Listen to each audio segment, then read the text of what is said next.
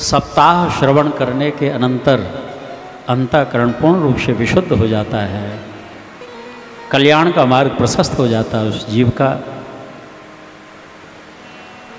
उदाहरण के रूप में आत्मदेव ब्राह्मण के धुंधली नाम की जो पत्नी हैं श्री हरि, ये धुंधली जो है, धुंधली अथवा धुंधली पूर्ण रूप से न प्रकाश है न अंधकार है। रस्सी में सांप का भ्रम हो जाए ऐसी जिसकी मति है उसको धुंधली कहा जाता है। अच्छे कुल में इसका जन्म हुआ था, बड़ी ही रूपवान थी, लेकिन इसमें अवगुण भी थे। स्ववाक्य स्थापिका नित्यम, अपने मुख से जो बात कह देती बस वो होना चाहिए, फिर किसी की नहीं मानती थी, हठीला स्वभाव था। भोजन करने के बाद किसी से झगड़ा ना हो तो भोजन ही नहीं पचे इसका। पर्वों पर जैसे मंदिरों में भीड़ होती है, ये भी जाती, उस भीड़ को चीरते हुए और सबसे पहले पूजा करने लग जाती है। भागवत धर्म कहता है पहले अपने व्यवहार को सही करो। पृथ्वी पर चलना नहीं आता, स्वर्ग का रास्ता खोजो तो मिलेगा। इतना उग्र स्वभाव था, यदि हवा से भी इसका अंचल उड़ जाता तो 10, 20, 50 गाली तो उस हवा को ही दे देती कि तूने मेरा ऐसे अंचल उड़ा दिया। इसकी एक बहन थी,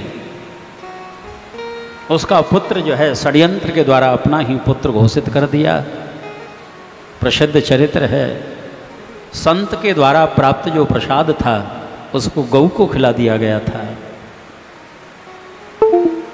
समय के अंतर से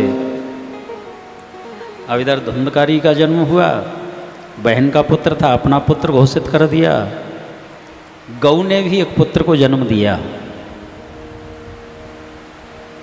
सर्वांग सुंदरम दिव्यम, मनुष्य की आकृति उस बालक की, लेकिन कान जो हैं गऊ के समान लंबे लंबे थे। गऊ कर्णौ इव गोकर्ण, गऊ के समान हैं जिसके कान, इसलिए गोकर्ण कहे जाते हैं। मानो गोकर्ण जी कहना चाहते हैं श्रीमद् भागवत की कथा सुननी हो तो ये छोटे छोटे कान नहीं, बड़े बड़े गऊ के समान कान होने चाहिए, उनसे कथा सुनो। श्रीमद् भागवत के वक्ता हैं, रसिक हैं भागवत के गोकर्ण जी महाराज। गोकर्ण पंडितो ज्ञानी धुंधकारी महाखल। आगे चल करके धुंधकारी तो महान दुष्ट हुआ, गोकर्ण जी महान पंडित हुए। गोकर्ण जी तो तीर्थाटन के लिए चले गए, सारी संपत्ति इसने विनष्ट कर दी। पिता भी दुखी हो गए थे, छोड़ के चले गए।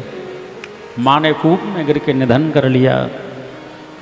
वेश्याओं के साथ में रहता था, एक दिन वेश्याओं ने ही इसका वध कर दिया, प्रेत योनि को प्राप्त हुआ।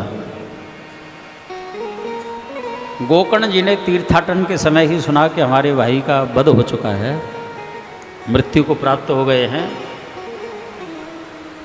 उन्होंने श्राद्ध पिंडदान आदि किए तीर्थों में जाकर के। अपनी जब जन्मभूमि में आए हैं तो पता चला कि उसका उद्धार नहीं हुआ। गया में जाकर के भी श्राद्ध करके आए हैं, फिर भी धुंधकारी की मुक्ति नहीं भई। और इसने प्रकट हुआ, गोकर्ण जी को परिचय दिया कि महाराज मैं आपका अग्रज हूँ, अहम भ्राता तुदयोष्मि धुंधकारी नामतः स्वकीय नैव दोषिण ब्रह्मत्व नाशितम मया। मैंने अपने दुष्कर्मों के द्वारा ब्राह्मणत्व को नष्ट कर लिया, प्रेत योनि को प्राप्त हो चुका हूँ, अब मेरा उद्धार करो तुम कैसे भी। गया में देखिए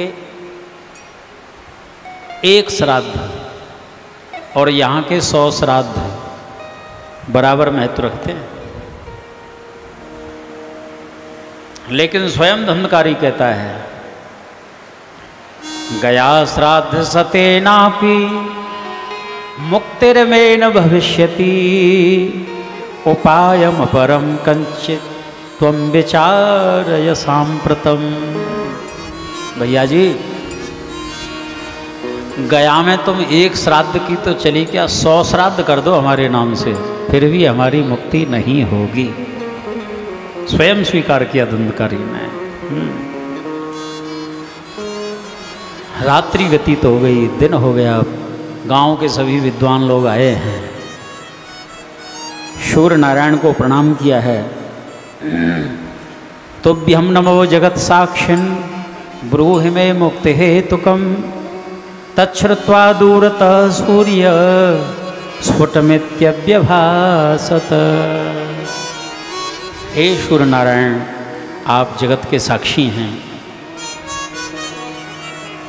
भैया जी का उद्धार कैसे हो, आप मार्गदर्शन करें। श्रीमद्भागवतान मुक्ति सप्ताहम वाचनम कुरुहु। आज सूर्य नारायण ने कहा, गोकर्ण श्रीमद्भागवत सप्ताह ज्ञान यज्ञ का अनुष्ठान करा दो, मुक्ति हो जाएगी। विशाल क्षेत्र में विशाल पांडाल दिव्य मंडप की रचना होती है। गोकर्ण जी महाराज जो हैं व्यास गादी पर आसीन हुए, कथा का आरंभ हुआ। प्रथम दिन की कथा का विश्राम हुआ। सप्त ग्रंथि का एक बांस नीचे से पोला था, उसकी पोल में बैठा हुआ था। एक ग्रंथि चटक गई, दूसरे दिन दूसरी, तीसरे दिन तीसरी, 7वें दिन उस बांस के 2 भाग हो गए सज्जनों। और धुंधकारी जो हैं भगवान के पार्षद का रूप लेकर के प्रकट हो जाते हैं। बोलिए धुंधकारी जी महाराज की जय। हाँ, डरने की जरूरत नहीं है, जय बोल सकते हैं। अब तो भगवान का पार्षद बन गया ना। हाँ, चतुर्भुज स्वरूप हो गया, पीताम्बर धारण किए हुए, मुकुट धारण किए हुए। श्रीमद् भागवत की महिमा का बखान किया। धन्य है श्रीमद् भागवत की वार्ता कि धन्या भागवती वार्ता प्रेत पीड़ा विनाशिनी